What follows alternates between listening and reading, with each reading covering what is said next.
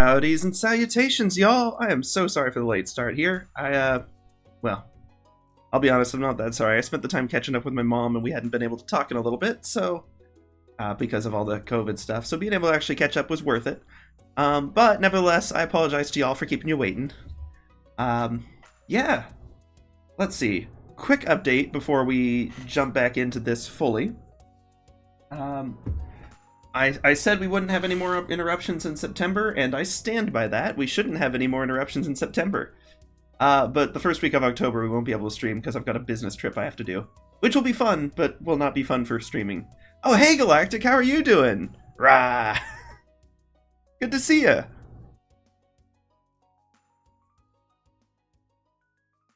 Let's see. Make a note real quick.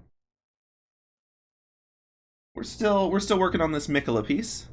I'm doing pretty good. It's been weird. Work has been low-key and then non-work has been busy, so it's kind of a flip of usual, but it's been good. Let's see. Hope things are all good with you as well, of course. So I'm still trying to get like my mouse and keyboard and everything in order. It's because I use the same, like some of the same stuff for my work setup as I do for streaming. Not the computer, of course, but other things. And, the illusion of balance. Yeah, I know what you mean. But trying to put the stream stuff together last second here, I'm like still finagling, getting it oriented and whatnot. So let's see, where did we leave off with? Good old Miquella. Good old Miquie here. Looks like we've done, actually, a shocking amount of the tunic. I'm realizing that there's some areas that I'm going to have to go in and, like, do more detail. The hair is obviously one of them, and we'll get to the hair using our contrast guide, which has a lot more detail with it. And the face as well. But, like, the charm itself, and there's a few other things that I'm going to need to be more precise about, perhaps. But nevertheless, we're at an interesting spot, and I'm like, it's not at all how I'd originally planned, but I'm liking the results we're getting, and so I'm going to trust the process and see where it takes us.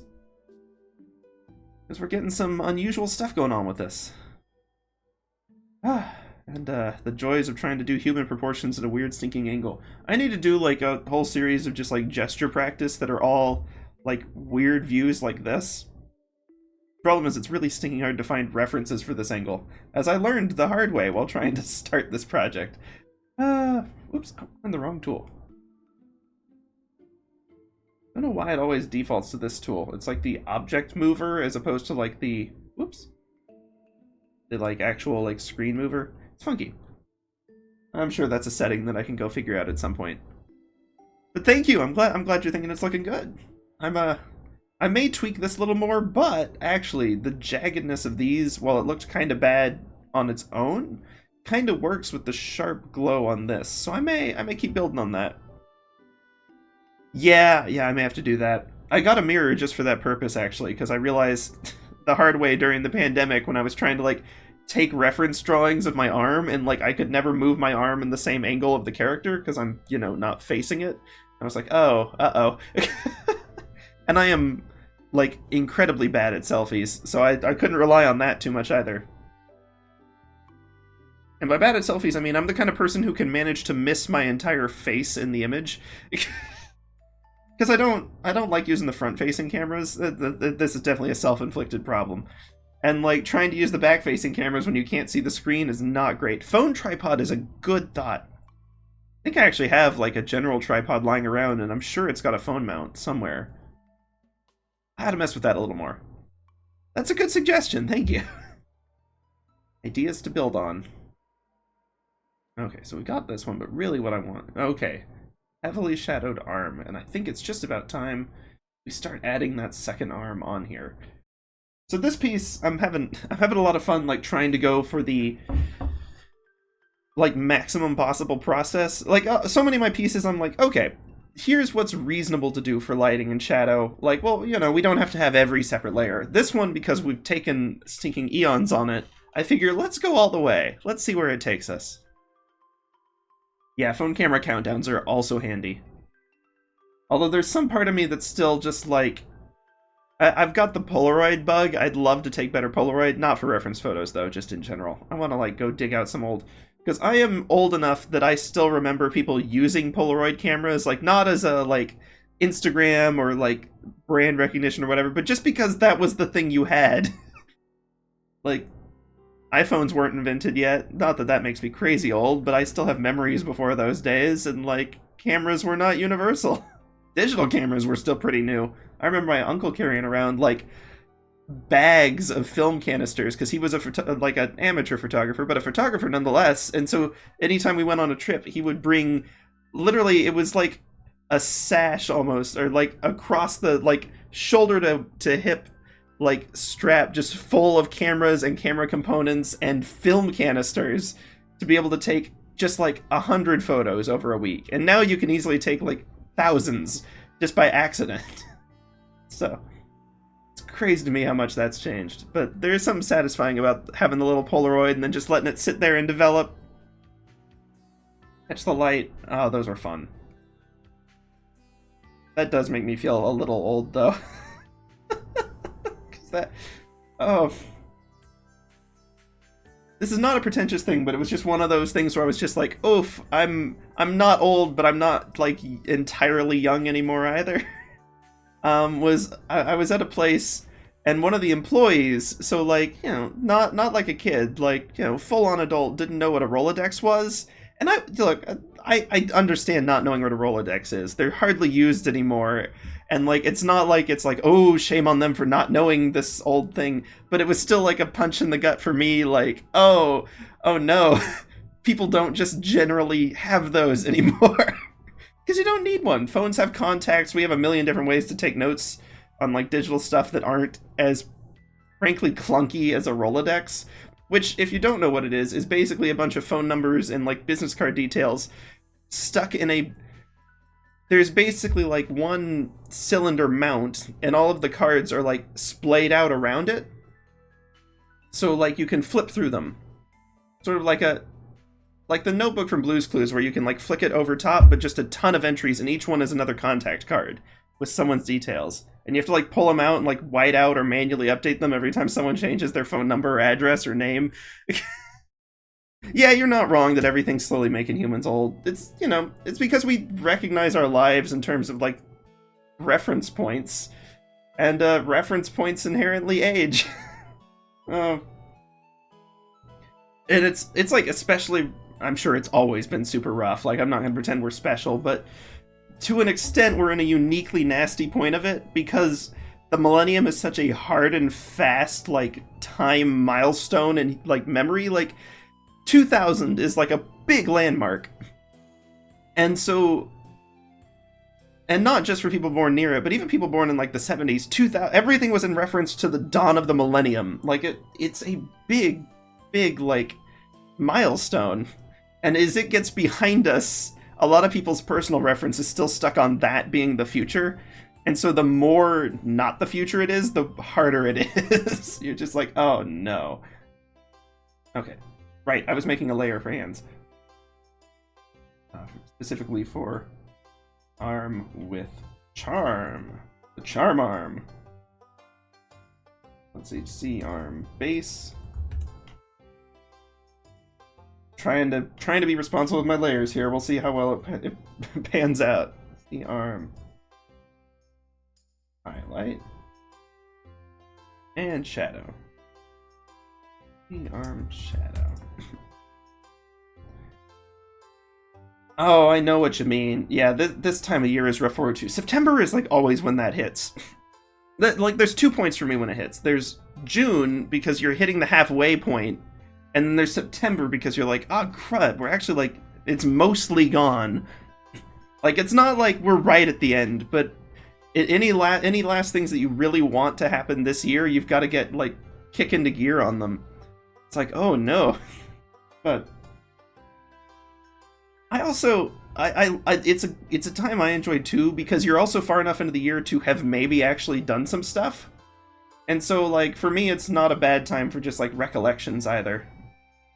That was not the right tool to use.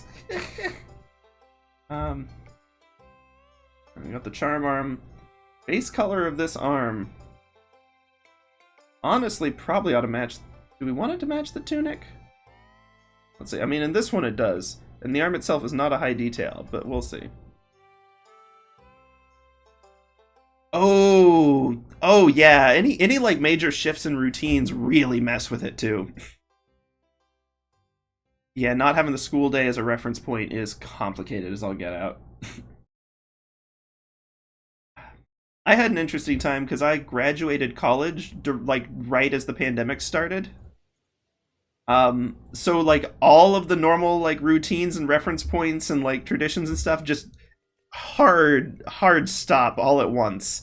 And I've been in this like weird floaty area ever since. Even with a day job, it's just like kind of a blur compared to like when you had school with set semesters and set like events and like test seasons and finals and holidays, and like now it's just way more of a kind of continuous deal. I think that's probably why a lot of people, when they like start to feel old once they get a job, it's not the job itself, it's just the lack of school day structure. So yeah, as soon as you get away from the school days, that gets complicated. Okay, let's see. Okay, so we actually got sleeve in there too. Oh, that's interesting. Okay, so the arm base, the arm with charm base, tunic layer needs to have some stuff in there. Oh, okay, details to catch. That's good. We'll catch them. Yeah. That said, I mean, being fully honest with all the time stuff, just being in the floaty area, yeah, making sure you got something to look forward to. I started this in college because I hit like a low point in my life in college. College isn't inherently like college can be a great or a terrible time. I sort of reached a personal discovery turning point of I had always been a kid who loved school, and like school was my thing. It was my passion. I enjoyed learning and studying, and like that was my deal. And college, the way school works and like the reasons to go to school change. Like it shifts. It's away from a general knowledge and more specific, and I realized that I no longer enjoyed it anymore in the same way.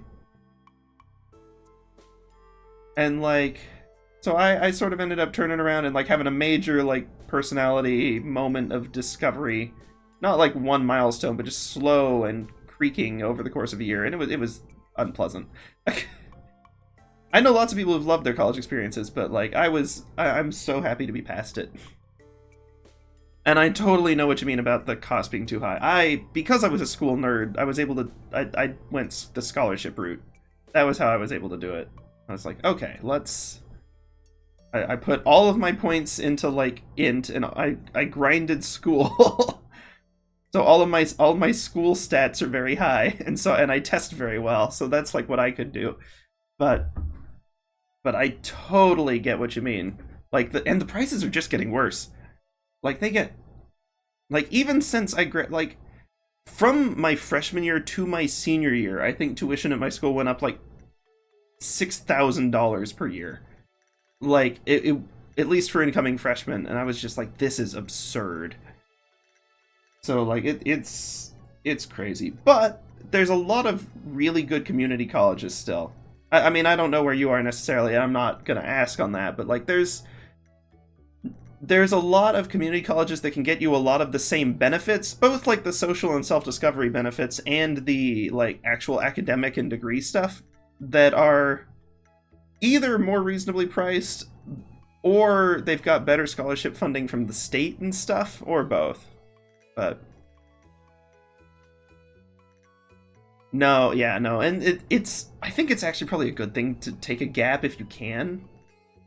Like, a gap year is honestly a solid idea. I wish I'd done one in hindsight. I've been planning to after I graduated, actually. I was like, you know what? I don't know if I want to go to grad school or I want to get a job. I'm going to take a gap. And then COVID hit, and then one of those weird, like, once-in-a-lifetime, like, networking opportunities kind of fell into my lap, and I had, like, 3 days to make a decision of, like, either I let this pass, and I stay in weird COVID blur land, or I take the opportunity and run with it. And, I ended up taking the opportunity and running with it, and I'm glad I did, because this job has worked out very well. But, like, it meant that I didn't really, like, it was even shorter than, like, a normal summer vacation. I was like, oh, really? But yeah, no, if you've got the opportunity to take a little pause, figure stuff out, let yourself recuperate, it's definitely worth doing, though. Like, I know the internet's, like, all poo-poo on colleges and stuff, and, like, oh, it's not worth it, the diploma is worth less than the paper it's printed on, and, like, yada yada, it's still worth it. Especially if you've actually got a passion or a thing you want to do, it can help you figure out how to do that well in ways that self-study are going to have a harder time doing. It can be done, but it'll be harder. And yeah, online classes are a good option. Although, here's my heads up from talking to some of my friends who've done that. There's two types of online classes. There's the ones where it's still like a class setting, where you jump on a Zoom call, you're actually like face to face with your teachers and your classmates, and you have discussions, and like you're still like, it's not the same as being in the room, but it's still there. And then there's the ones where there's no class time. They just give you the virtual textbook and assignments, and it's text conversations with the professors and students. And I would recommend, again, if you have the opportunity, definitely take the call ones. Even if it's awkward, and even if the scheduling is more of a pain, and like there's a lot of things that are annoying, but you will get so much more like of the non-academic benefits from it. And truthfully, I think most of college's important stuff is the non-academic stuff. Like, yes, the academics and the skills you learn are critical, but the social side of it, and not just like the social opportunities like to hang out with people, but like the learning to navigate different social atmospheres and learning to network, not in the business sense, but just in the like how to connect with people generally in like more professional and more adult settings is really like worth having. The social side is good too. But yeah, the calls are basically just like remote learning, like you said. They're workable. Like, you know, nothing's perfect, but I'd say that they're pretty solid. Technically my last semester, so I took an extra semester to graduate because I did 4 minors, like the overambitious, probably fool that I am.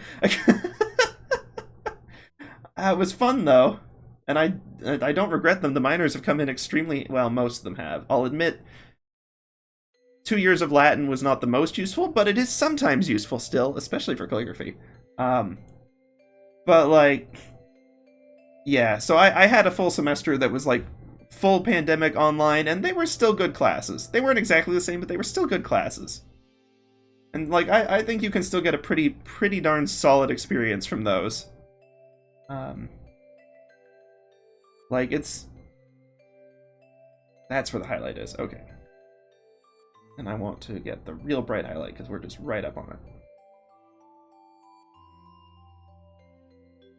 Like, I definitely like think there's still a lot of merit in those, but the ones where it's just a textbook with assignments, you'll get more benefit from just buying and reading the textbook. The only thing the class really provides is a little structure to force you to do it, which is nice, but can I read ancient tomes? Not well. I have, like, not full books, but I have read some, and I'd really love to stinking read Vitruvius in the original Latin. I studied medieval history. Well, I studied history in general. 2 of my minors were medieval studies and classical studies, so yeah, my Latin is still real shaky. I did only do 2 years of it, so it's not, like, super solid.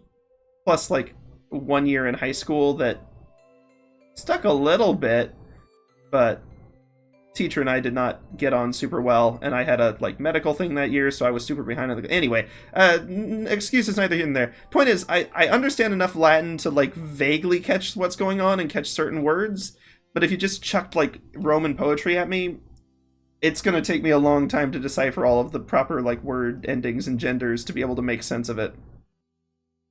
But like, I enjoyed it though. Like, it's definitely good. And the one that's actually been more useful for reading historical stuff for me, weirdly, is German. Partly because a lot of like academic archaeological stuff is in German, but partly because Middle English, which my main focus is medieval studies, and Middle English grammar is very similar to modern German grammar. And so, because they're related languages, and so, like, studying German actually made it easier to read texts like Le Mort d'Arthur and things like that, and Canterbury Tales. Oh, jeepers. That would be a nightmare final exam. Like, you don't pass if you can't trigger the magic in the tome. You have to utter the words perfectly. Oh. That would be very difficult. My Latin teachers were both absolute hoots, though, in college. One of them was a military vet who had a great sense of humor. But he was also super organized on top of things. But he was so fun to chat with, and we had a couple of vets in our class who were getting their degree after their time in service, and so like their banter was phenomenal. And he was a great teacher too. And then the other one was a lady who's been teaching Latin for like 40 years, and looked a lot like oh jeepers, how am I forgetting her name? Dolly Parton. Like, not exactly, but she had a bit of resemblance to Dolly Parton, and like oh, she was so nice too. I had to independent study it for a semester because I got out of sync with stuff. Magic school problems, yeah. Oh jeepers, magic school would have just straight up actual Latin classes, and it would be so hard. Oh boy. Well, it's like, and it's funny depending on like where you go, what type of Latin classes you get. Because if you're at a place that's more like church oriented, then they'll probably teach you more like church Latin, because that's what's relevant for people going into a lot of the clergy, at least around the U.S. With our heavily Christian-centered everything. But if you go to other places that are focusing more historical or like archaeological, you're probably going to get more traditional Latin grammar. And then if you're studying medieval history, you're going to get wrong Latin grammar, not because they teach it wrong, but because in the Middle Ages, they'd kind of forgotten proper grammar, and so a lot of the Latin writing is bad. Like, really bad. Like, I like Isidore of Seville, but his Latin was not good. Not that mine is better, I can't criticize, but, like, it's not easy to read. Jeepers, like, I don't want the exams to eat me. Then again, I mean, I wouldn't... Not to be rude to the cheaters. That's a weird start to a sentence. But, like, I don't feel crazy bad. They kind of brought it on themselves. That's a little harsh. Getting eaten would be an excessive punishment for that. But, I don't know. Some people were so flagrant about it, and it would get on my nerves. Because I was kind of a teacher's pet kid. I won't deny it. But, like the way some of them were such a, like... It was the disrespect was so real, you know? I was just like, come on. Like my favorite ones are the sheer audacity. I had one professor where they did the same final exam, but they would change the final essay question a bit every semester. And they could tell who was cheating because they would submit the answer to the previous semester's essay question. Which means they didn't even read the prompt this time to notice that it was different. And I'm just like, okay guys, if you're gonna cheat, don't be complete idiots about it, you know? Like, come on. I think my favorite story... the obvious cheaters get punishment, but the smart ones get away. That's the Spartan way. Like, unironically, that you weren't punished for stealing, you were encouraged to do it. You were punished for getting caught. I would not have survived long in Sparta. Would not have done well. But they actually had a relatively stable monarchy system for a long time because they had 2 kings. Which was important because their kings always led the armies, and so they died a lot. And so it was good to have someone else to keep a little bit of, like, continuity, I guess, in the leadership. Yeah, R.I.P. for real. Leonidas was not the first Spartan king to die, and he was not the last. But most of them, you know, Sparta and Athens are such a fascinating little thing, because we like to think of them in, like, our simple, like, pop culture way, where, like, Sparta was the honorable but, like, brutish, rough, no, like, brains or poetry or anything for culture. They were all about war, and the Athenians were the enlightened, not fighters. They were the, the philosophers. That's not quite right. I mean, that's how the Athenians saw it, and they like to write that. But the Spartans certainly had a culture of their own, and actually much, much better, like, women's rights in Sparta than Athens. Women could own property and, like, be, like, major players in politics and stuff in Sparta. Not so much in Athens. And Athens absolutely started an awful lot of wars. They were imperialists as much as anyone else in that peninsula. So, I mean, that's just the way of history, though. Whoever wrote it down is the one who gets to tell the stories.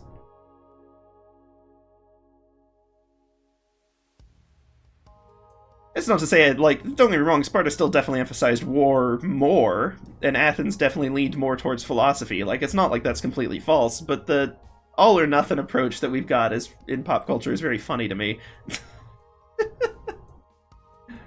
Yeah, I mean, it is. It's written by the winners. The problem is you can win for a certain amount of time and then lose in the long term, and then history gets really confusing because we get a lot of competing accounts. And if everyone stinking writes it down, then then everyone gets lost. You're like, oh, wait. It's good, though. It's nice when we have more resources. We need our base tunic color, which I don't even remember what that is. Ah, okay, it is just straight up the dark one. Nope, not. This one. Yep, okay. We'll continue the base tunic color. Yes. Just trying to sort of eyeball it, because the hair is going to have an impact on this. Nope, that was hair. Actually, I can throw the line work in to make this a little clearer. There we go. Tunic. That's hair, though. Even the line work's not clear on that part.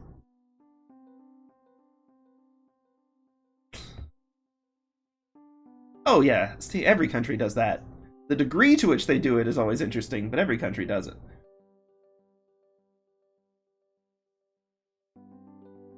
That's always fun. But that's part of the fun of history, and weirdly the fun of Dark Souls and games like that, with, like, more vague storytelling, is because the secret to, well, not just history, but life, is that every account is biased, including your own. Like, there is bias inherent in everything, because that's just, bias isn't really that different from worldview. And everyone has a worldview of some sort, and so everyone has a bias of some sort.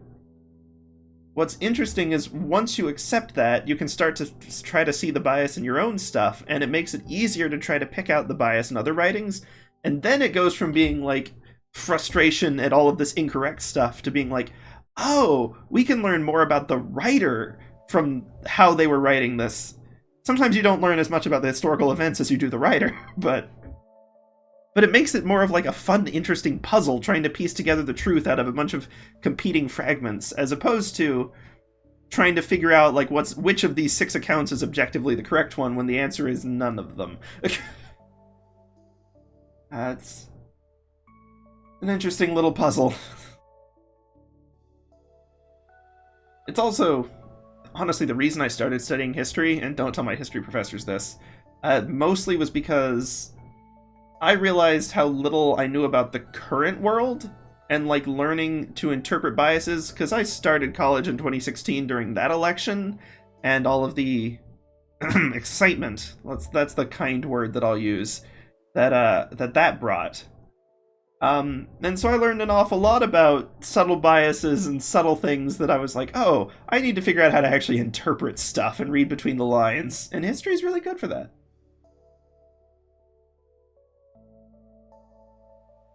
There's a lot of other ways to get those skills, too. History is assuredly not the only way. But it was fun, and I got to read about, like, knights.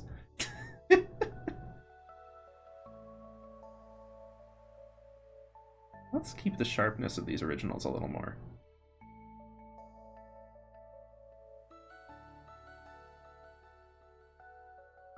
But yeah, no. It is a rare sight indeed to see a country write an account where they're the bad guys. Rarer still, where they're not like the noble bad guys. There's plenty where they're like acknowledging their faults, but in a way where we're like, but it was justified because of the grand like greatness that we were working towards. And it's like that person in like 702 had no idea of any greatness they were working towards. They just wanted that castle. like chill, mate.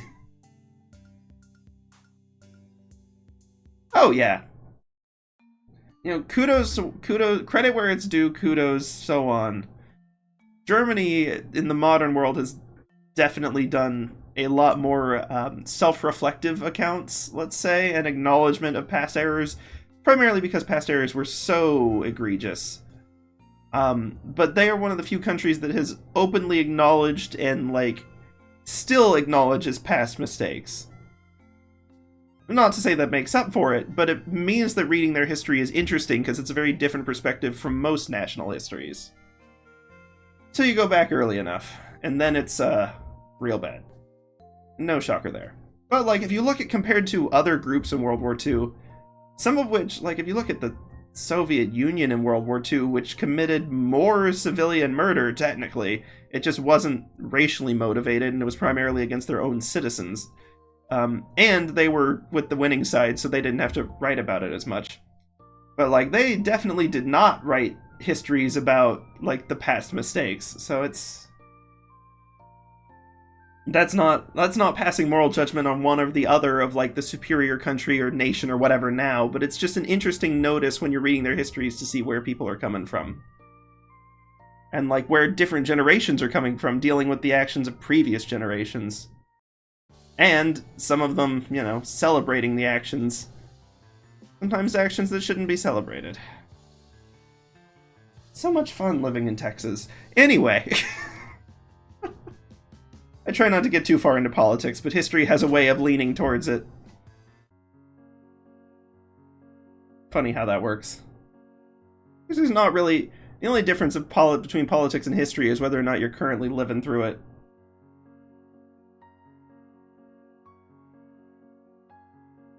Which is why I've always said I didn't want to live through historically significant events. I know after COVID, everyone says that, but, yeah. They're usually not great times to witness. Oh, yeah. Yeah, politics drives history, history drives politics. They're kind of two sides of the same coin.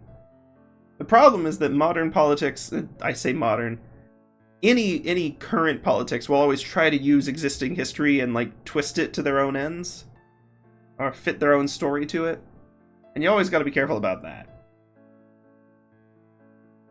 Always gotta be careful about that. Because, the winner may write the story, but whoever's currently in charge is the editor.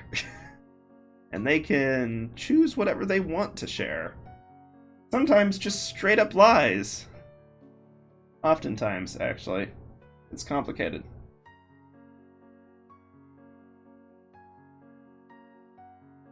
Doubly complicated in places that are really, really proud of their history. Like, look, I'm in Texas, and our school curriculums have 2 years of Texas history before you get to high school. Like, before high school. There's 2 years.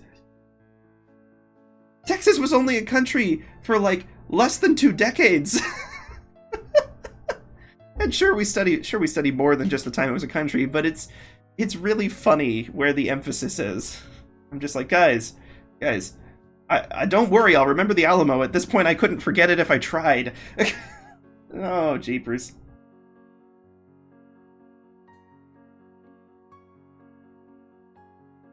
But all the same, it's still interesting to read.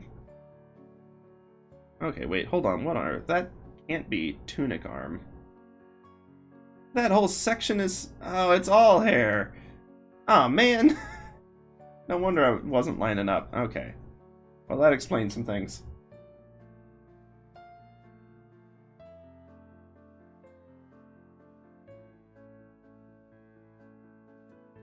Yeah, only one. I think most states have 1 year for it. If even. Texas just goes hog wild on it. Regardless of all the stereotypes, Texas really is extremely almost aggressively proud of its history. Some of that pride is valid, some of that pride is wildly misplaced, but, you know, Texans are excited about Texas. And depictions of Texans in the movies are not as wrong as you might think they are. Which never fails to crack me up.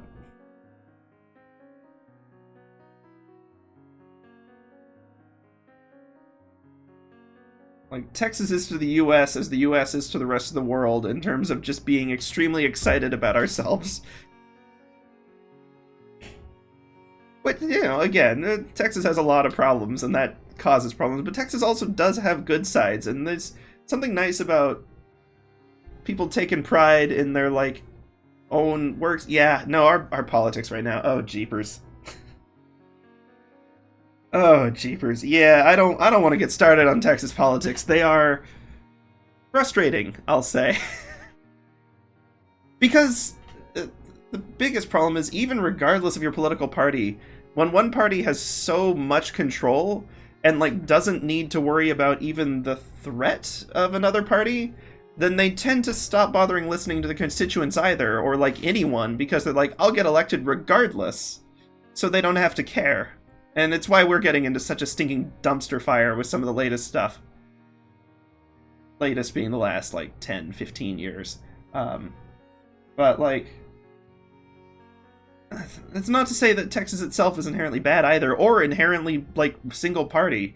Like, even the states with the, like, highest dominance of one party over the other are certainly not, like, monolithic. It's usually just, like, 60-40, which means there's a huge chunk of people in every state who aren't thrilled with whatever's actually happening. It's an important thing to remember for, like, the really, like, solid red and solid blue states, is that just because the state runs that way doesn't necessarily actually represent the people. If anything, the states that are more purple and kind of gridlocked tend to do a better job actually showing who's in it. Not that every state's 50-50. I mean, there's plenty where it actually is like a 60-40 distribution, but, like, it's never like a 90-10 is the point. So, but yeah. Now, I have a lot of pride in, like, some of the cool stuff that Texas has managed to achieve, but there's also, you have to acknowledge the less than cool stuff that we've done, too, and people are bad at that second part.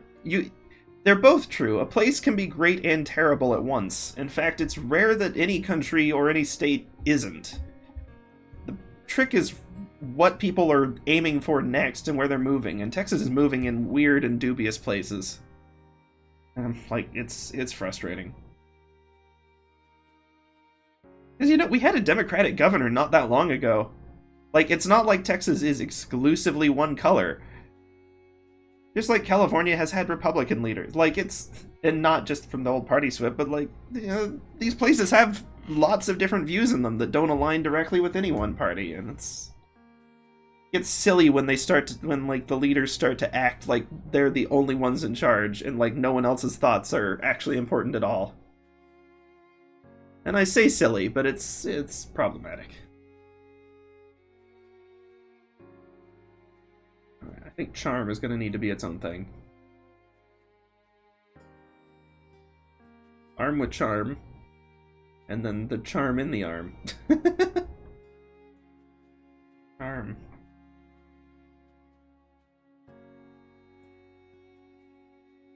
Charm. What? Like, yeah. I can acknowledge all the bad stuff Texas has done and try to work towards, doing better stuff, but I can also be excited when I see that there's, like, a Texan astronaut or, like, a Texan out doing something interesting, because I'm like, hey, that's still cool.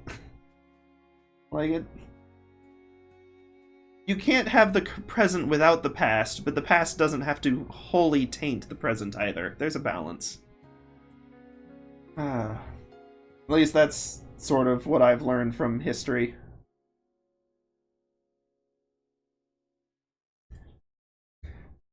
When you first start studying history, it's really easy to find, like, characters where you're like, oh, that character's so cool. They're, like, not even necessarily heroes, but you're just like, oh, they're awesome. And, like, almost inevitably, the more you learn about them, you're like, oh, that, maybe not 100%. But likewise, like, they're not 0%. The awesome stuff is still there even with the bad. And you don't have to try to make excuses for the bad.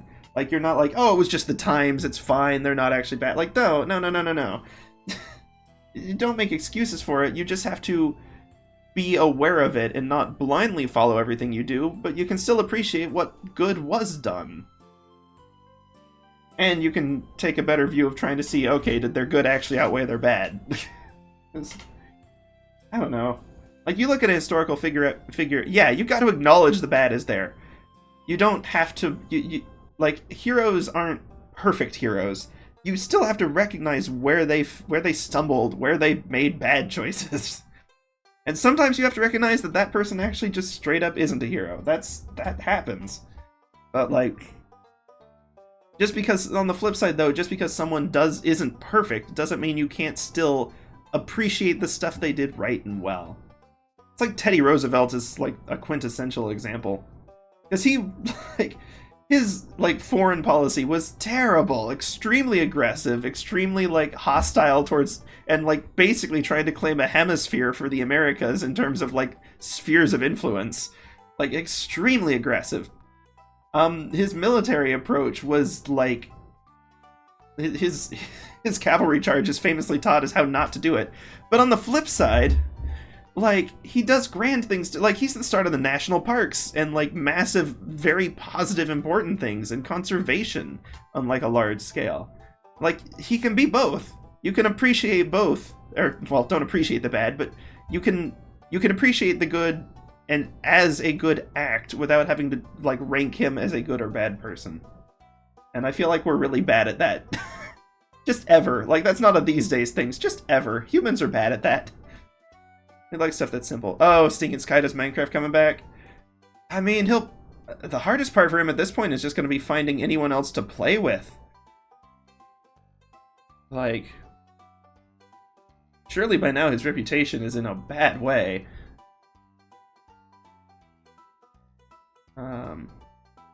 Let's see. Like, after you get dumped by enough different sets of people, like, it starts to be a bad sign. Reminds me of, oh, jeepers, the warning signs. I used to watch a channel, like, I used to watch some of the Vanoss gaming stuff back in the day, and Vanoss himself, I don't know squat about anymore, I haven't followed in years, but the one I really followed was Minilad, who, seemed like a cool person at the time, because he was, you know, he was supporting local teams, he was doing big charity stuff, he was, like, publicly working to make the world a better place. But, as it turns out, he was also grooming, and not the pet kind.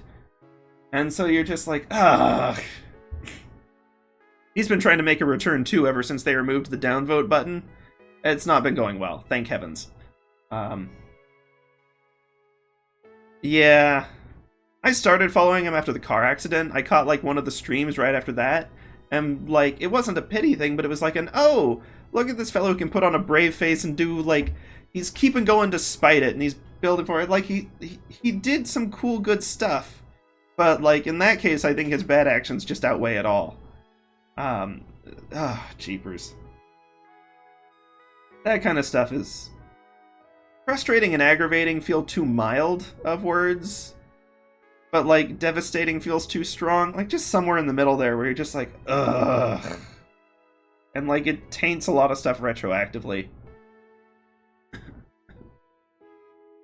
Oh, jeepers. Yeah, I remember...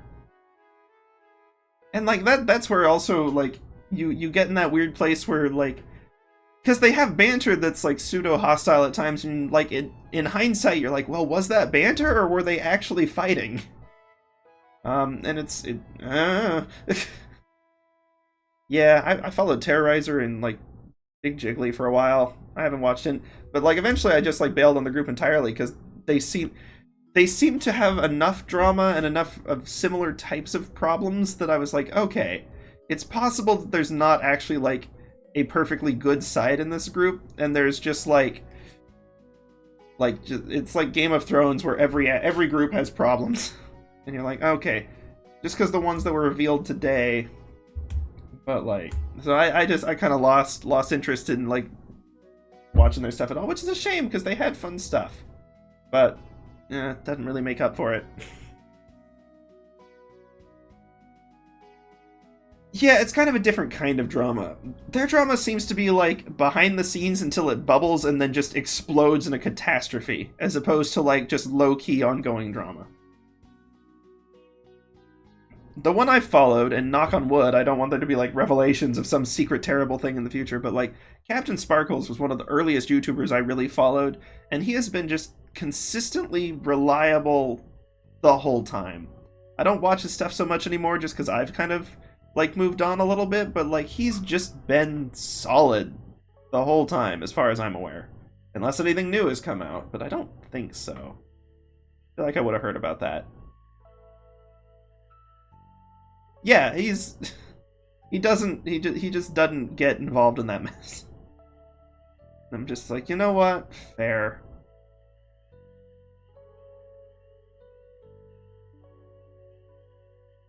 Yeah, but I mean, that's the challenge of stinking everything. And, like, that's the challenge of internet entertainment. I know we're both Twitch streamers talking about this, but, like, there's a risk you take. Like, when we started, it didn't seem like a risk, because A, none of the stuff had come out, but B, like, there weren't the massive, like, media fandoms for these people like there are now. So, like, it never felt like a moral quandary. If a YouTuber... it came out they were doing something bad, you just move on to someone else. But like after so many years and people build up like personalities and like identities around being a fan of these people, and you're like, and that's fine if they're like a responsible and they're like a decent, like, you know, they don't even have to be like a great person, but just if they're decent, then that's fine. But like when you have people who stand by them after this sort of stuff is revealed, it's just like, oh no. No. Holy cow, wow, way to age me there. Looping back around to feeling old.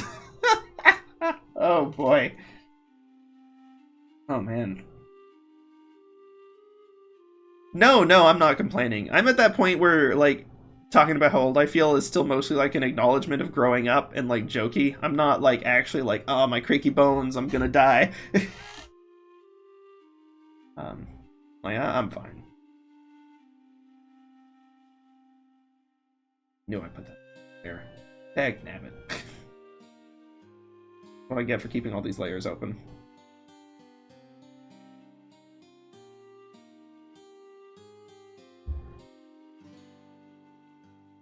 This definitely ought to be on top of, like, all of them for the record. Okay. Yeah, no. I'm in the weird point that I think everyone is in a little bit, where COVID sort of, like, it didn't, I don't feel like COVID stole years from me, but I feel like it stole my perception of time. Like, there's stuff that happened that, like, it just feels off.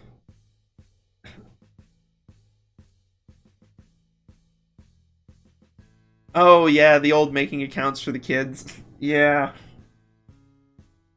The internet, once upon a time, seemed like a less hostile place, which is, I mean, it probably wasn't, but it seemed that way, so... probably better that we're aware of stuff now, but it still stinks. You're just like, oh man, really?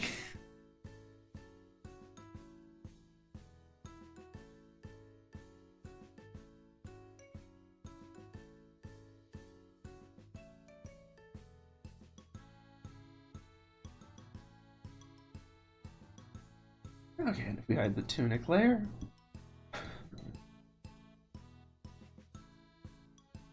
oh, that's actually cool. The new charm line, also pretty good. Yay! Yeah. And I feel like we've run the whole gambit with, like, corporate accounts, too, now. Of, like, they were the totally not with it, just, like, posting like they're making an advertisement, but, like, chucking it onto Twitter. And then they shifted, like, with Wendy's, and there was that big shift towards, like, oh, they're actually witty and clever. But now they've just all copied the Wendy's persona. And it's kind of like, oh no, now we're back to, they're not really with it anymore, and people are not as willing to be like, oh, aha, it's funny that one corporate account is like being clever and creative. Now it's like, oh, this again. Which is, you know, a little bit of a shame, because, you know, I do kind of prefer having at least humor rather than just like flagrant ads.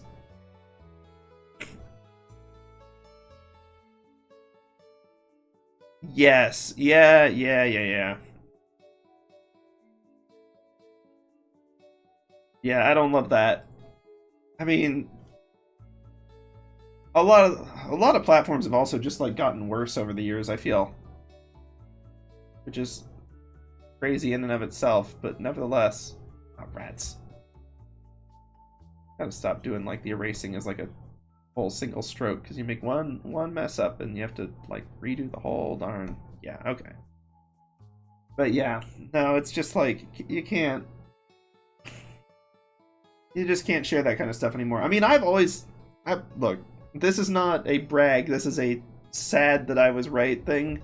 I've always been very paranoid and cautious about like sharing stuff online.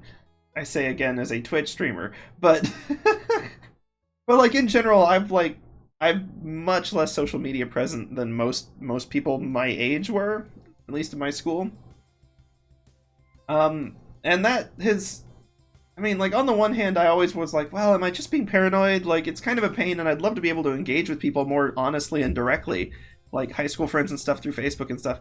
But every single time I've been proven right, and I'm just like, oh, it wasn't paranoia, it was just well-placed cynicism. Dagnabbit. Like, I remember, jeepers, that whole scandal. Back when Snapchat was an app where their reputation was mostly, like, sharing dubious images. Like, the revelation that they don't actually delete the photos after, like, the 10 seconds and that it's still stored on some web drive somewhere. I was like, well, yeah, that's how that works. But apparently, I guess a lot of people didn't just assume that. And that my cynicism was just like, yeah, that, of course, if you, yeah, that, yeah. But, yeah, apparently it was a terrifying shock for a lot of people. I've never used Snapchat for a lot of reasons. It seems like it's fine now, honestly. I'd probably side with it over Instagram on a lot of things now, but back in the day, it had a very different reputation. Back in the day, I really am, like, not old, but changing with the times, I guess.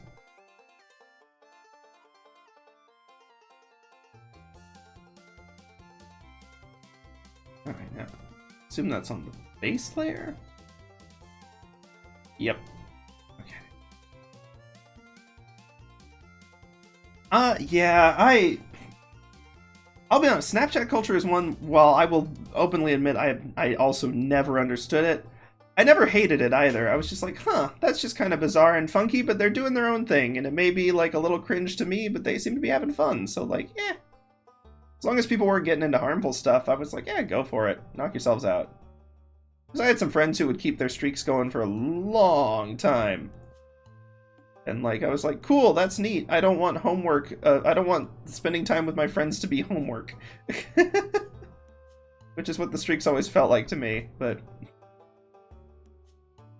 Yeah, exactly. Like, they make sense for engagement in the app because they get you to come on every day. It's the same reason, like, Clash of Clans and all those, like, free-to-play games have, like, streaks of bonuses that get better the longer you, like, do it consecutively. But, like, with people, I guess it was just a way to show, like, yeah, every day, you know, I'm connected with a friend. Cool. Harmless. And I will say that as bizarre as their filters have always been, and sometimes misplaced as some of the ideas in them are, they're interesting. Like, I won't deny that they seemed like they'd be fun, and I can totally get how people would go for them. But I also never particularly felt like doing it myself. I was just like, oh, that's cool. It feels safer than TikTok to me, at least. Which is a shame, because TikTok is like... Okay, not the drama and the weird school challenges about, like, breaking your, like, school equipment and stuff and punching teachers. But, like, the art stuff on there and a lot of the stuff feels like a video version of Tumblr. Like, Tumblr meets Vine. And I'm, like, so here for that. But I just don't trust, like, the back-end software stuff. Facebook Messenger. Oh, that's an interesting one. I haven't had a lot of active communications on Facebook. I made my Facebook, like, my last month of high school. Purely as a way to stay in touch with everyone as they scattered to the four winds of universities and, like, life and all of that. And for that, it's been really good, but, like... And for connecting with some distant cousins that I hadn't seen in a long time.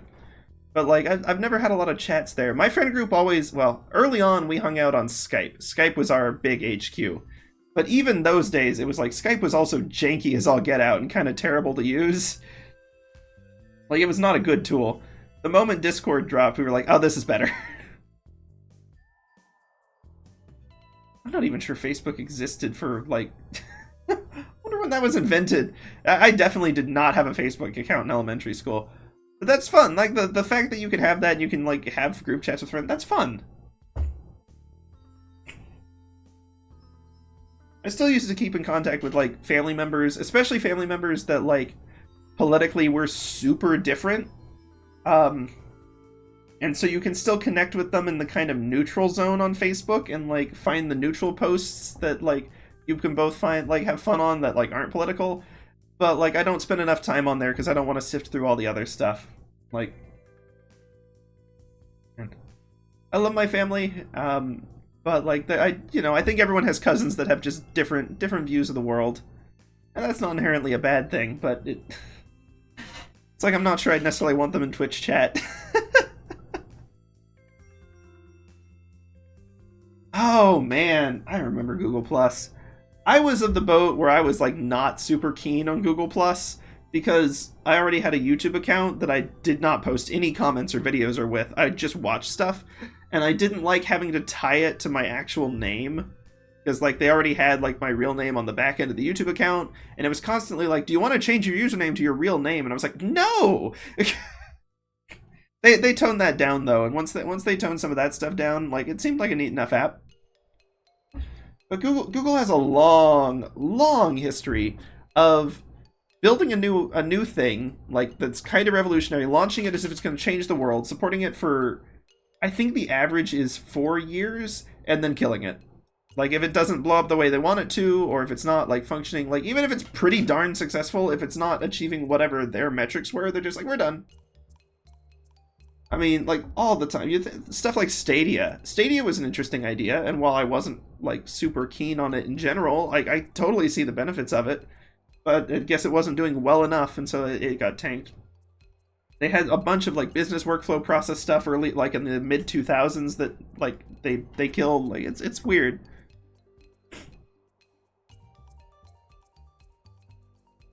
Oh, I know that awkwardness. I feel like it's usually worth it to reach out to them, even if it's awkward. Because, like, the worst case scenario you can find is, like, either they're like, no, I'm not that person, which, like, I've never known anyone who's mad about getting a wrong number like that. The only time people get mad about wrong contacts and messages is, like, if it's an ad. But, like, like, it's usually worth at least saying hi, in my experience. But, everyone's got different stuff, and everyone changes differently over time, so, And it's not always been a success for me. Like, I have some friends from high school that I want to connect with again so bad, because they were artists, like, really cool artists, and I didn't even have enough art knowledge to appreciate their stuff at the time. And I'd love to, like, go back and be like, I get it now, and, like, talk with them, and, like, But they're kind of doing their own thing, and they don't respond on Facebook Messenger. I was like, well, I guess maybe I'll throw a message again sometime, but, like, oh well. It's also one of those hindsight things where I'm like, I wasn't the nicest in, like, art critique. I didn't get it in those days. I was very much a STEM guy as a kid. Like, all about the science and technology and math and, like, objective stuff. And not, like, how to say stuff nicely or appreciate effort when someone makes something cool.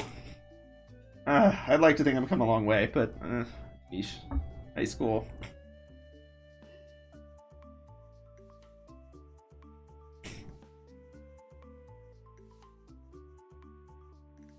I'm gonna have to tweak these shadows a little more. This is not... Here's... What are the differences between this one, which has the really clear shadows, and okay, part of it is, okay, a couple things.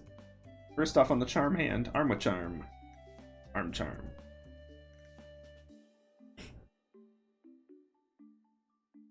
Oh. Yeah, I get that feeling, but, like, on the flip side, usually they still appreciate someone popping their hand in, or popping. I've got the arm charm, the charm arm on my mind. But I don't know anyone who's ever been unhappy about like at least hearing from an old friend, even for just like 2 minutes to know that they're doing well. Even if it can't be the same like connection it used to be, it's still nice to see how they're doing. Because I got one friend who I used to meet with all the time. All the time. We played Dungeons and Dragons a lot. And then he went to like law school and he's a lawyer now. And I'm just like, oh, you have no free time. But I'd still like every once in a while, like really infrequently, but every once in a while we managed to connect for a little bit. And like it's always worth it. It's been a long time. I need to check with him again. Oh, this line needs to be on the charm, not the charm arm. Charm.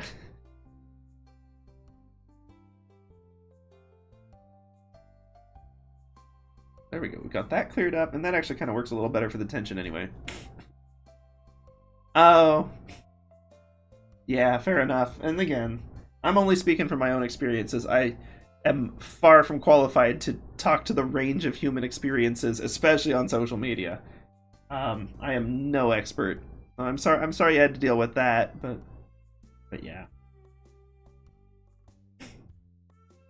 Yeah, that's the other challenge, is when you find out old friends like have gone in such a different direction, like, oh, you're not the person I thought you were. And maybe as a kid they were. Maybe like in those days it's like, oh, that friendship was still valid. It's just it's a different person now that I'm talking to. And you're like, well.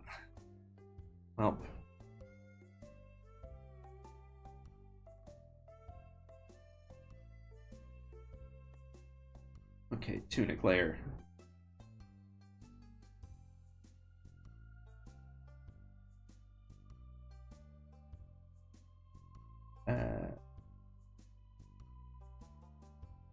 Because it's hidden. Okay, that helps. The tunic shouldn't be filling that in, the arm should.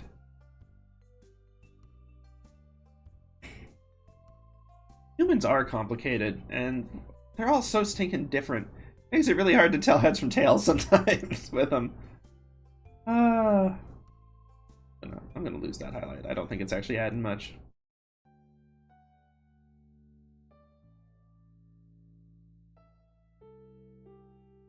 We lose the lines. Zoom out. If the arm... okay, there's one reflection on the arm I want to fix. And then I think we'll be able to keep it clear. Yep, bit by bit. Almost all good progress is incremental. It's rare that there's like one definitive thing. And usually when there is a definitive thing, it turns out there was a lot of little increments to get there. That's as true of historical events as it is of meeting and getting to know people.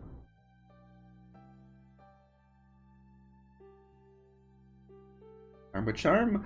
Arm with charm. How did that... That just straight up a wrong line? How on earth did... Oh, I see. Well, that changes things a little bit. Oh, no, that was a bad line in the contrast guide, and it's a bad line that continued elsewhere. Well, that is fixable. Very fixable.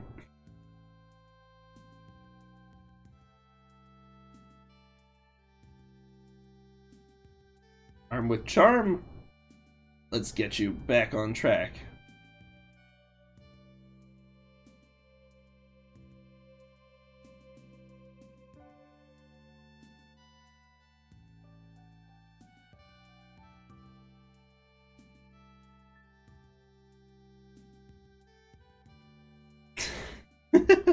Arm charm. I'm having more fun saying that than like I should be having. But nevertheless, I am having fun with it. It's the charm arm.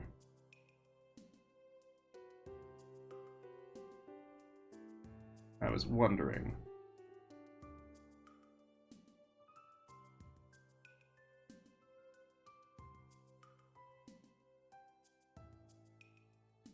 Of course. It is. It's got a nice flow to it.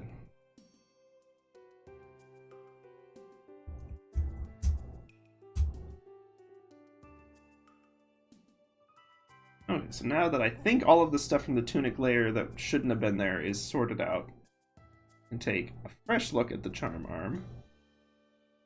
Whoops.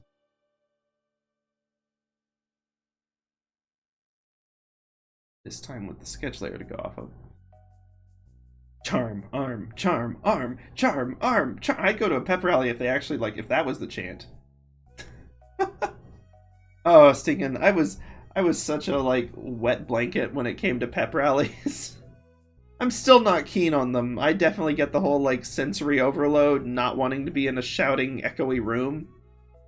But, like, I really disliked pep rallies in high school. I dreaded those. I tried to get my parents to schedule doctor's appointments on top of the, like, pep rally days so I wouldn't have to go to them. Oh, yeah.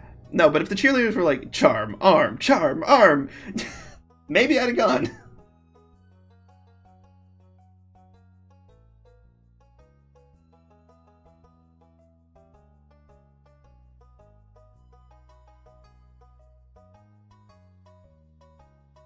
Alright, now let's see if that is still readable without the lines.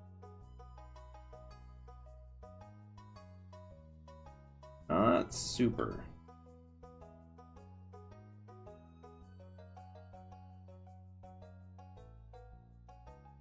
Arm with charm should be above the tunic in any case. Ah, that explains where all those lines went. Oh yeah, and I didn't like look. I actually was friends with like some of the guys on the football team. Like I didn't resent them at all. They were surprisingly chill and nice. I got lucky on that front. It was so loud and so long, and like meant we had to like rush all our classes, and then the school day still ended long, and I was just like, I don't want to be here. I was also just not a school spirit kind of guy. Like I didn't hate my school. I actually quite liked my high school, but like I wasn't the sort to be, like, competitive about it, so I didn't like competitive chanting and stuff. Also, because the way they started them was they would have the drum line come through the halls in the school, which echoed so stinking loudly that you could, like, feel it in your lungs, and I was just like, I don't want to be here, I don't want to be here, I don't want to be here.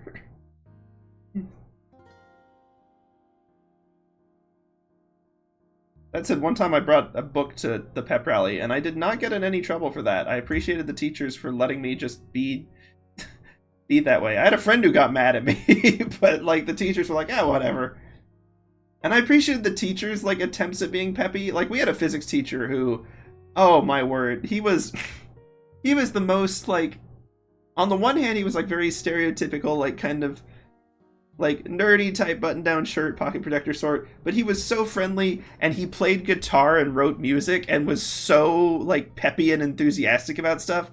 He would get out there and like do the dances at the pep rallies, and like he would write songs to try to help us remember physics stuff better. And like I was 100% down for his stuff.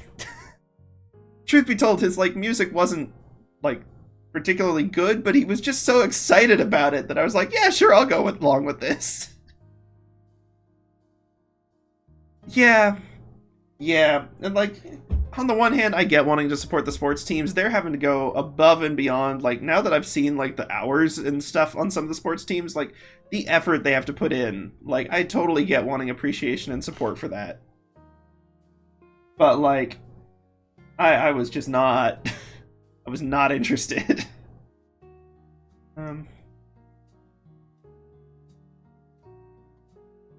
Although our school was interesting because they also had, so they had the cheerleaders, and then separately they had the dance team, and they would both do performances, and they were both really good, but then we had a separate group that was essentially, they didn't have co-ed cheerleaders, but this was essentially the guy cheerleaders, and they were more of like comedy cheerleaders than full on. Like they would do sketches and skits and stuff.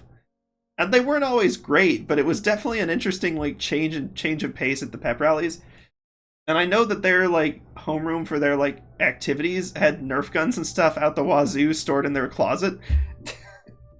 And And like they were a wild bunch. And like I didn't care about the sports teams, but I will admit, like senior year, I resented it less once I was like actually friends with some of the athletes, and I was like, yeah, I'll be here for them, sure. Still didn't like going. I definitely preferred to be on book clubs. Oh, actually, one of my favorite things I got to do sophomore year was I got to be part of the team that selected the summer reading for the following year. Like the teachers had put together a set list of 3 books and like, okay, y'all read these, and then pick which one you think would be the best summer reading option. And like that was really fun. That was super cool.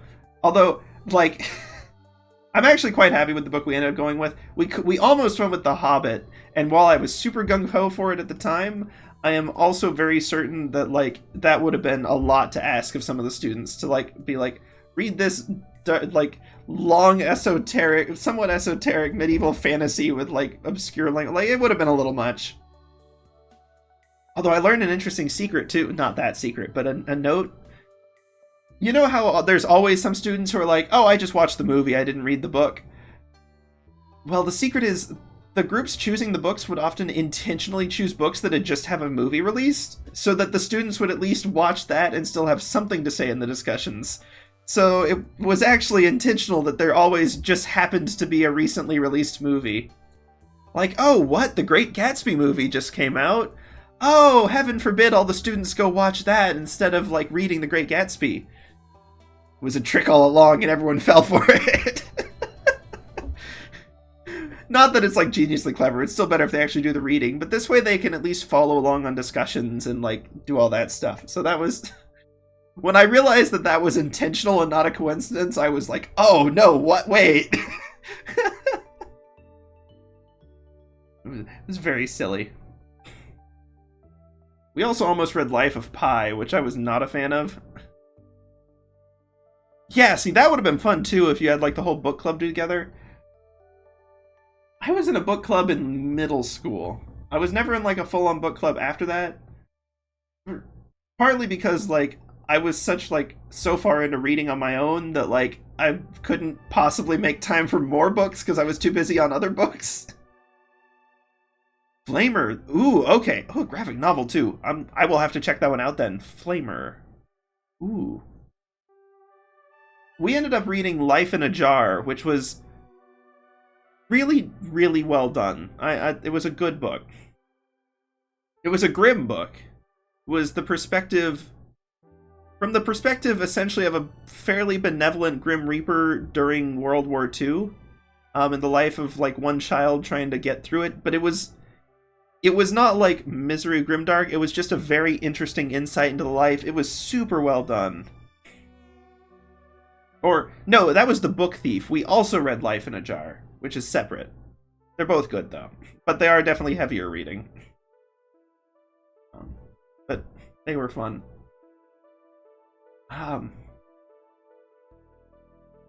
And I read a lot. At this point, I've read a lot of graphic novels, but I don't think there's any that I could really recommend as like school stuff. Because, oh yeah, no, my to-do book list is so stupid long.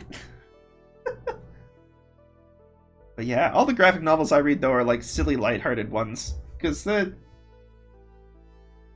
guess it's a form of escapism, but it's more like. It's not that I'm trying to escape the real world, I just don't want to escapism into a more miserable world than the one I'm in.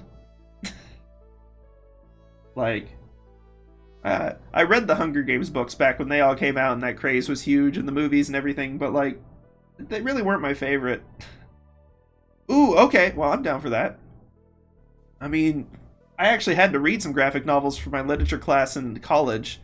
Fun Home is interesting, grim at times, but interesting, and definitely one of the like classic quote-unquote literature graphic novels. I still need to read Persepolis, and then of course Mouse is infamous. Very well done, but very hard to read. But these days I read graphic novels more on the lines of Sleepy Princess and the Demon Castle and silly dumb stuff like that, which, you know, is what it is. I did reread the Foundation. Ooh, you might enjoy the Foundation trilogy if you haven't read those by Isaac Asimov. I just reread those. I hadn't read them since, like, middle school, and they're really fun classic sci-fi. Oh, yeah, no, Fun Home's a good book. When I read it, I don't think I had enough, like, cultural context for it to, like, fully understand it. I was very, like, sheltered isn't the right word, but just kind of oblivious to stuff as a kid, and, like, even through high school. I just didn't... It's not that people were keeping me in a bubble, I just didn't push the boundaries on my bubble much to, like, see stuff beyond it. Come a long way since then, but, like, when I first read it, I didn't get it. But on hindsight, on future reads, I was like, oh, okay, yeah, makes more sense. Like, it's solid. Oh, I forgot there was a musical. Oh, that would be an interesting one. Ooh, I wonder if they're doing that one around here. I have to see if I can catch a performance. Not of Cats, though. Oh, jeepers.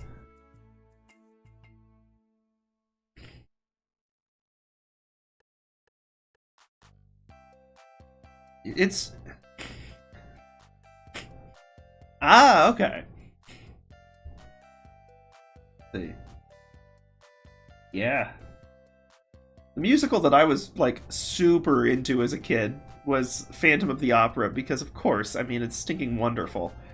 But also, like, I'm glad that I didn't like... I wasn't, like, a huge Phantom fan, I just liked the story. Because in hindsight, the Phantom is, like, the ultimate incel. Not to use internet lingo, but, like, he is the quintessential... And, like, I get it. Like, he's definitely had the dramatic life, but, like, oh, man. Like, dude. I still really like it, though. I really like the, like, musical. The movie musical for Phantom, too. I totally believe that Winter would be into musicals. Even just from the Call of Cthulhu session, that absolutely tracks.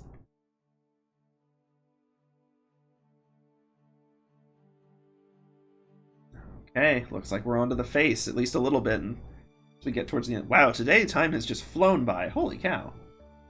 I'll make this one below the tunic for now. We'll see. Oh yeah. Theater kids are so much fun though. Like, I definitely, like, even though I was never in theater and I wasn't in the band, I was only in the band in high school for one day, those were absolutely still the two groups that I hung out with the most, and they were a hoot. Although we did have one theater kid at our school that if he liked someone enough, like, not like romantically, but just as a friend, like, his way of showing it would be that he would bite them. That wasn't great. Fortunately, I was never on biting terms with him, but, like... Dude was a little too enthusiastic on some moments.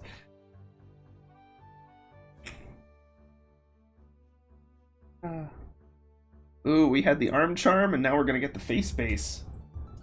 Woo! Face shadow. Oh, jeepers. Yeah, some people are just a little bitey. I mean, that's not to excuse it. Definitely don't bite people, but, like... There's some people where that's just... They be biting. They want the chomping. I don't know what to say. It's just like, well... Oh, man. Nom-noms. Yeah, they gotta get their yum-yums. So what if the yum-yum takes the form of, like, their friend's shoulder? It's fine. But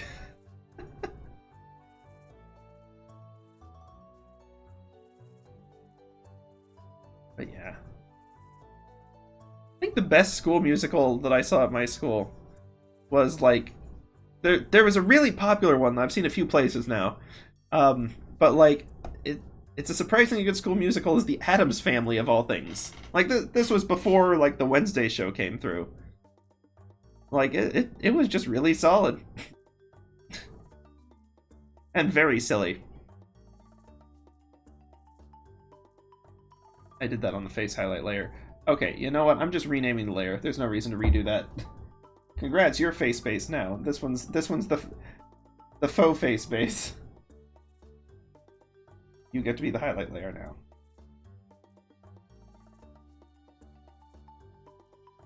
Okay. And then we'll go pretty heavy shadow on this one, methinks. Good. Because the face shadow is going to be fairly intense on this one, and the face highlights as well.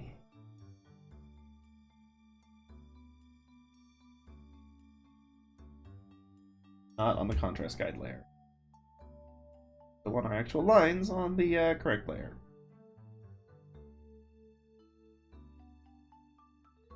Oh yeah, it is a very fun one. Joseph in the Technicolor Dreamcoat is a really fun one too. Like that is a funny musical. It's a hard one to do at a school production though. Addams Family is like just right for school productions.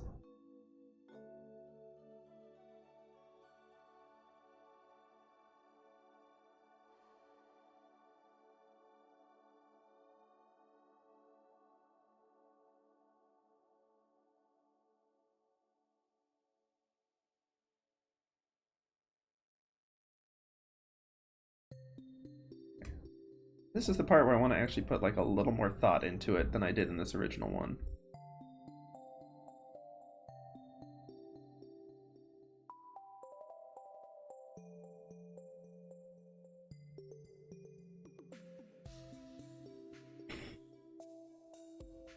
Yeah. Our school productions were always like in the evening, so like your school stuff couldn't get in the way, but you had to figure out how to get a ride there.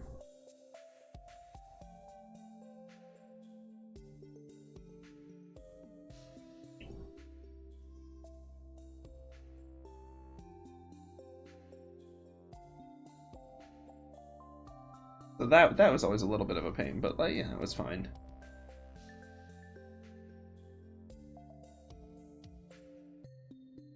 That's interesting. That would have been convenient at times, honestly. That would have been kind of cool.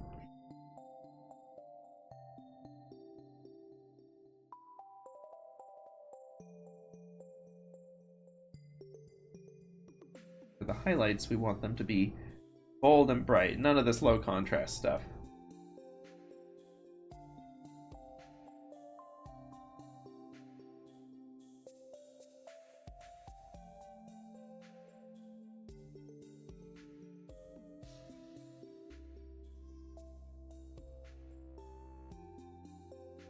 Oh, yeah, our auditorium was not the biggest either. So wait, they had them during the school day, but like you couldn't cut class for them? How did you, or like they didn't like make an exception to class? Like how did you go watch it? Was it like exclusively class cutters? Or did like certain classes go and see it? Because that'd be really funny if it was like an award, like if you can escape class, you get to watch a musical.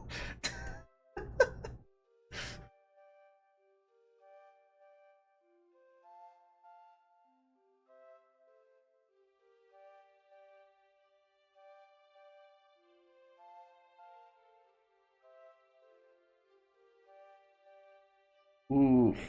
Okay, yes, that is looking intimidating. Oh, if you get tickets, you go. Oh, okay, that makes sense. But they're probably sold out since it's a small room, so you can't just like cut class and pop in. Got it. Yeah, that would be awkward. You're like, I'm here for the musical. Oh.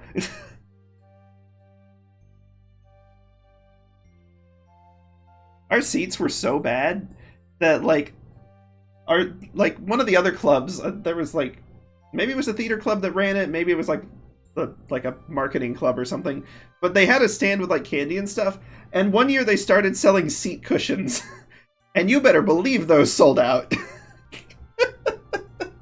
We were just like, really? But like when you're at the intermission, you're halfway through, and like the prospect of sitting for another hour and a half on those seats is like looming before you, you're just like, no, no, I will pay anything for a cushion. Ah, that's fair, that's fair. Yeah, I'm sure there were definitely some people who did that. I was such an overthinker. I hated missing class because it meant that I had to do makeup work, and I was just like, no! I'd rather just do the class normally. Fortunately, I didn't miss class much. Unfortunately, part of the reason for that is because while I was there, the administration had someone in charge who just hated field trips for some reason. Like, they would just full ban any non-athletics field trip. And so, like, we never missed class for athletics. Heck, my history class, which was going on a field trip to a presidential museum, had to do it on a Saturday because they couldn't get permission for a field trip for a history class. And we're like, oh, okay. Nah. You know, the golf team can go miss like 27 days of school, but like we can't miss one. Ah, well. In hindsight, my resentment should have been aimed more towards that administrator than towards the golf team, but I wasn't super thrilled with either of them. Then again, I never felt that bad, because I felt more pity for the basketball team because they had to wear suits to class.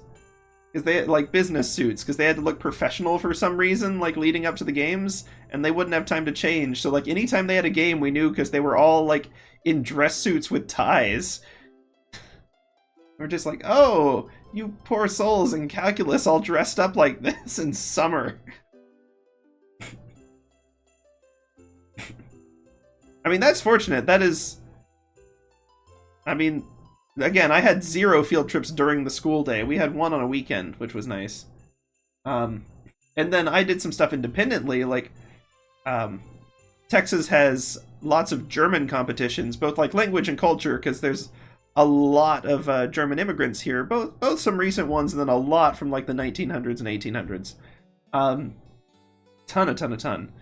To the point where there's like a German accent for the people who still speak German, like who live here, called like, I forget what they call it, but there is a Texas Deutsch accent, which is very funny. Not that it's a funny accent, it's just funny to me that that's a thing that's happened, but like, yeah, it's cool. But like, we had to do that stuff on weekends too. Like, our German teacher would arrange all the like transportation and all of that. Like, missing stuff during the school day, that did not happen much. Unless it was a pep rally, which I was just like, really? We're getting behind our classes for this? But, you know. It's cool that you got to go on choir field trips, though. It's cool that you were in the choir. I'm not sure we had a choir. Surely we did. Maybe not. I think all the like music-oriented stuff went all into the band. School was real proud of its band. Like, too proud, really aggressive about it. But the band kids were a hoot. They were a lot of fun. And a lot of them were just my normal running buddies, too.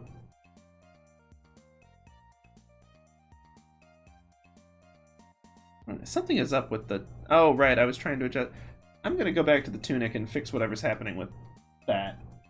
I think I like this original sketch layout a little better.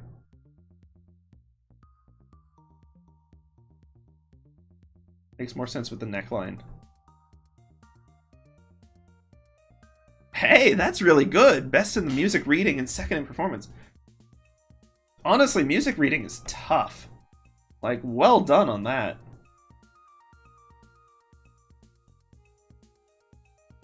Yeah. Let's see.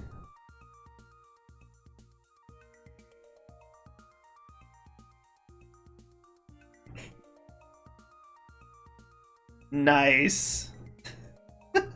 That sounds like a fun time.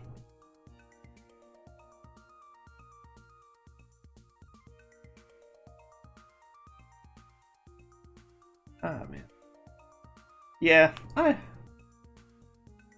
you know, I actually have a lot of fond memories of high school. Don't get me wrong, it had plenty of its like hardships and problems too. But like, generally speaking, I was like, you know, I was kind of in my element. I had a good group of friends to run with, and I was fortunate.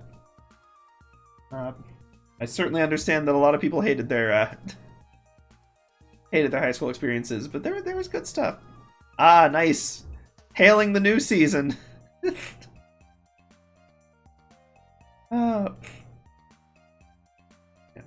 Of course, I also, like, high school was part of the time that I was, like, super into My Little Pony.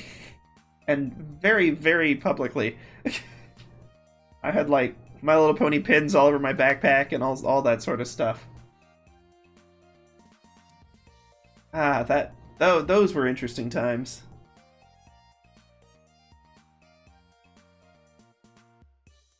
I didn't get bullied, but I did get a lot of weird looks.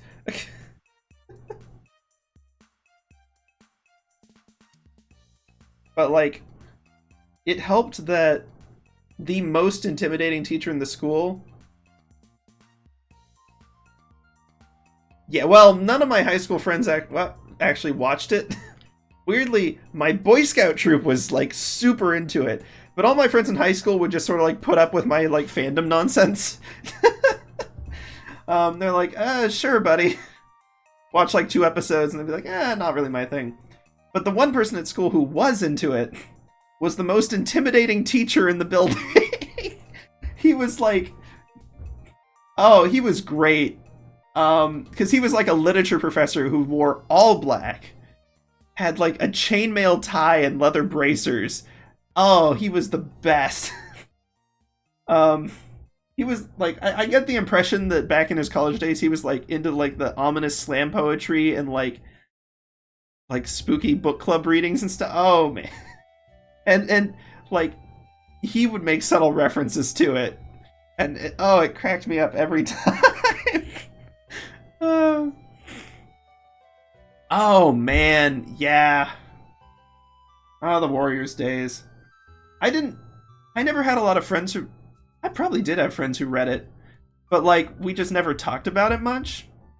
But weirdly, in college, I met a lot of people who were still into it, like, way later.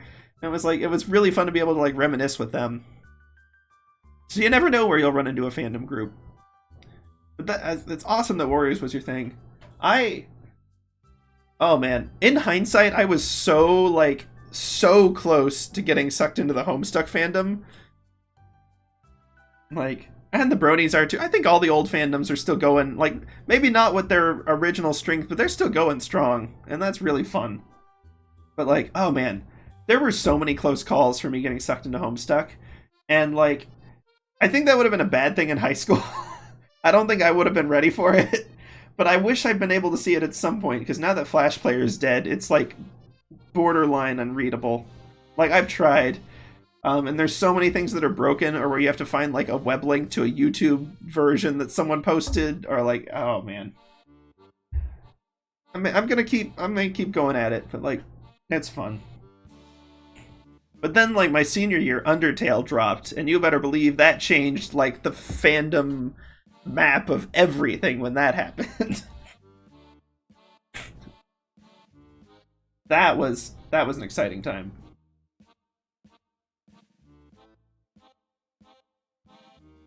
But I do remember they had dress-up days. Like the seniors could have free dress days, and then every once in a while they'd have like a costume day for Halloween. And like,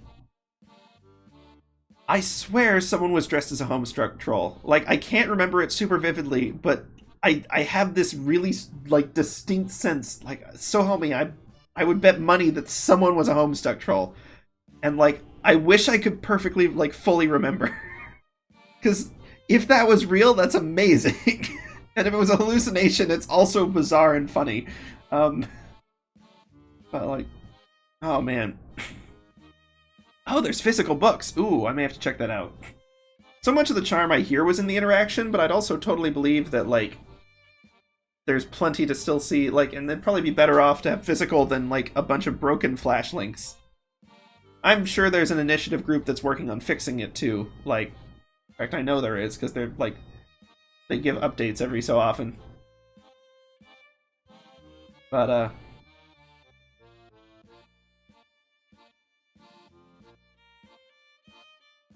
like, oh man, another one I need to read. So yeah, I may have to check out the books.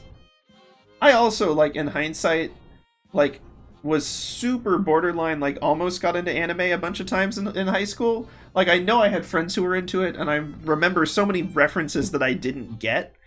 Like, and so many things that I almost picked up that would have led me down that rabbit hole.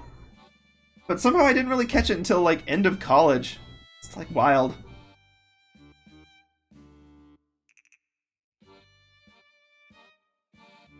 That would have been interesting if I'd been into that, like, before the pandemic. Because I was one of those people who definitely, like, sort of discovered the world of anime really and truly. Like, I watched JoJo and stuff before. Well, actually, no, I was still in Stardust Crusaders during the pandemic. Like, I really hadn't seen much. I guess My Hero Academia a little bit. Oh, man. That ought to be on the tunic layer. Oh, I mean, I've got a should-watch list of like 100 items long, but I'm always down for more suggestions. I've got some friends who, like, from elementary school who I reconnected with who are super into it, and they've had great suggestions. Not all of them are great suggestions, but a lot of good ones that have been fun. But I always love hearing the different suggestions and, like, seeing what people have, because there's so much out there. It's like saying I love TV shows. Like, there's so many types and options. Shadow's House. No, I don't think I've heard of that one. Ooh.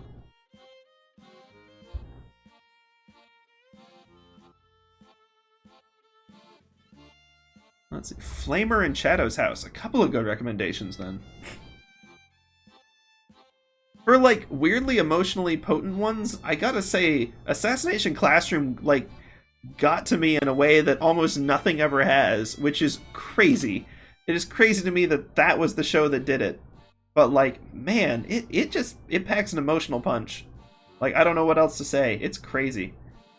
For silly stuff, my favorite by far is Sleepy Princess and the Demon Castle.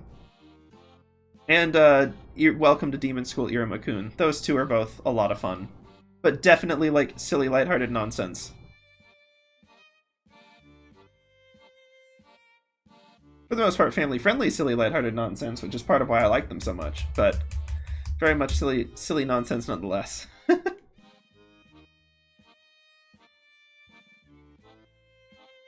Oh, yeah. It's... The latest season is, like, a slightly different tone from the earlier ones, but it's still fun. And I don't know why. That's one of those ones that I can always, like, if I'm just feeling down and tired, I can always go back to that one. It's just, like, something to rewatch, and it doesn't get old. Like, I'm just like, this is nice. This is a nice mental reset.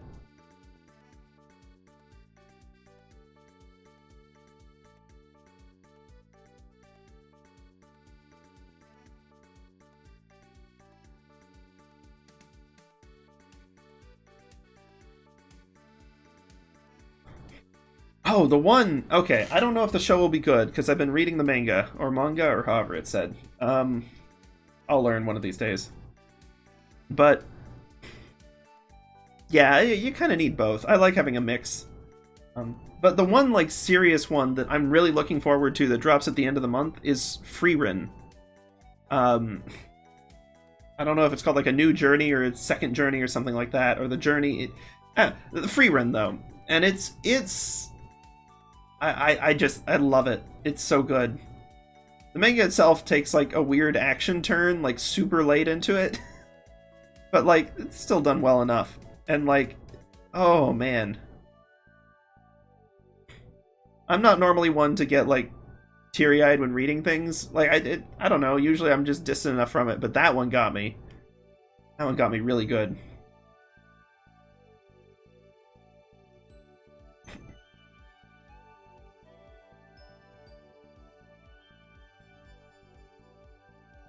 I see now where the shadows should be. On the tunic. Sometimes you just gotta take the lines away to see it. Yeah, Beyond Journey's End. That one. Oh, I love that one.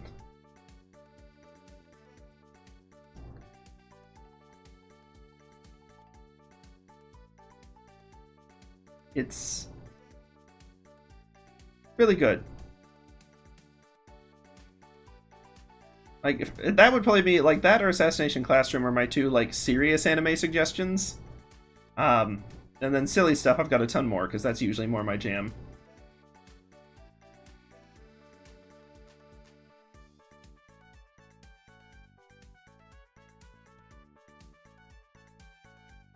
But yeah, no, I am so excited for that anime.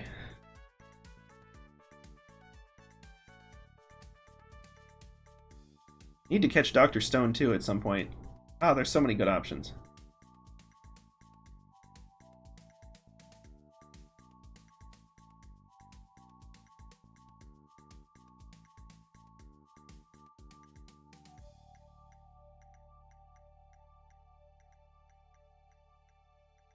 Okay. Well, unfortunately, we're getting right up on time today. Oshi no Ko. Ah, yes. Yeah, I've heard good things about that one actually, but I don't know how it goes on the manga, and we'll have to see what direction it takes. I'm not like I haven't read it or anything. I'm just sort of curious to see where it goes generally. Because that's one of the things that stings is when there's a show that's really good and then like they tank it at the end. Or even a show that's just halfway decent and then they just go a direction where you're just like, oh. Yeah, exactly. That's one of the most common stinking ruiners. And you're just like, oh, come on. Like, you had a perfectly good story going here, and then you went and did that to it.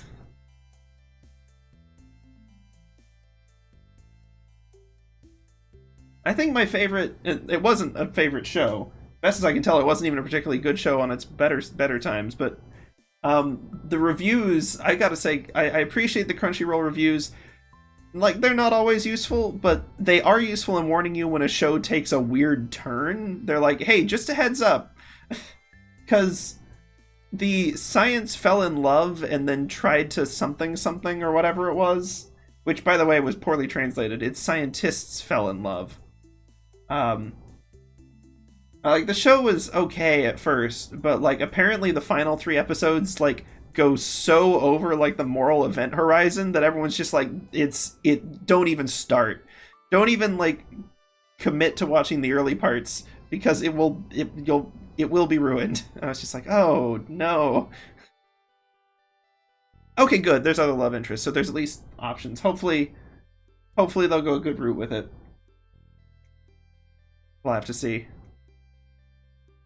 I'd go longer today if I had the option, but I still need to do, like, my stretches and stuff before bed, and, like, unfortunately, I appreciate the steady job, but there's times where I'm like, I wish I could just stay up longer and not have to drop.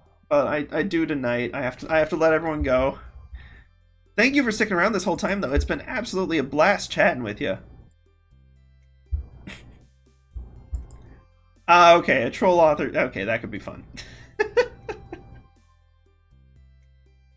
Jeepers. But yeah, good night. Have a good one. To anyone else in chat who may be lurking around, A-okay, but whatever time of day, morning, afternoon, evening, night it may be, I hope it's good for you, and I hope that I will catch you all on the flip side. Thank y'all for dropping by. And go check out Galactic's channel if you haven't. It's awesome. Y'all have a good night.